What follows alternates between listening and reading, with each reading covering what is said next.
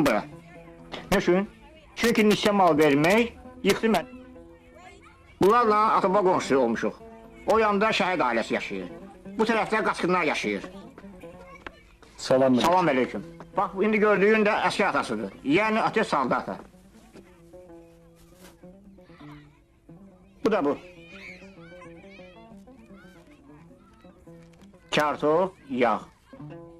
Qonşu bir dənə yağ zəhmət çək. Baş üstə. Üzü gəlmir ki, pəncərədən baxsın. Qonşu, sözün yarımçı qaldı ya. Hə, onu deyirdim axı. Mən deyəndə ki, nisye mal yıxdı məni, sən deyəcəydin ki, pis zamanı düşdü, ay qonşu. Mən onda qeydib deyəcəydim ki, ay müəllim, sən neçə illər narxozda dəstimsən.